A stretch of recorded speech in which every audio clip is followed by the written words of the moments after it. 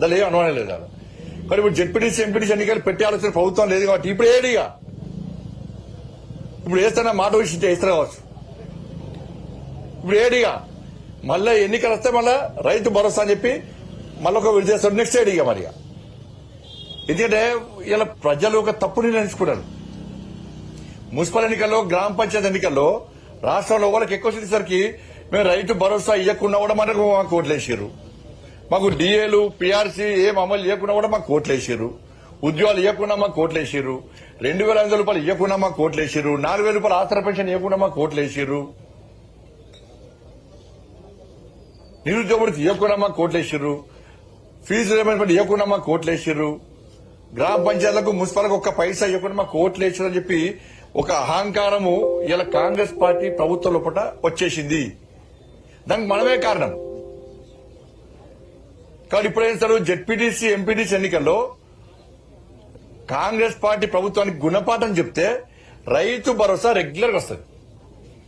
మీరు ఇప్పుడు ఒక విడత వేసాక మళ్ళా మాకు రైతు భరోసా వేసండి మీకు ఓటు గుర్తారనుకోండి, నెక్స్ట్ రాదిగా.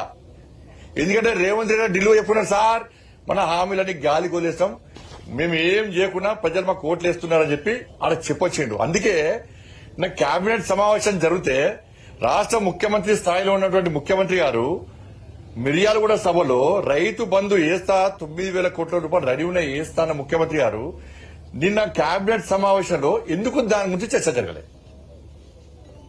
రైతు భరోసా గురించి చర్చ ఎందుకు జరగలేదు? కానీ రైతు భరోసా వేసే ఉద్దేశం లేదు. రైతులు ఆలోచించాలి. ఇప్పటికీ ఈ 2 విడతలు కలిపి 20,000 కోట్ల రూపాయలు కేటాయించాలి బడ్జెట్. ఇక నెక్స్ట్ రెడీ ఉన్నది.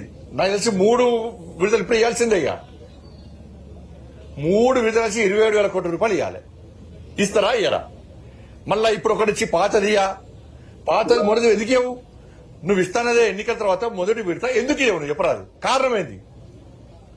ఇది మాకే తెలియంది, ఈ ఎగ్గొట్టే బుద్ధులని మాకే ఉన్నాయి, మాయమాటలు చెప్పే తెలివి మాకే ఉంది అనుకుంటే మీకంటే ఎక్కువ మీ కోటేసిన ప్రజలకు తెలివి ఎక్కుంటారు. రాసిపెట్టుకోండి.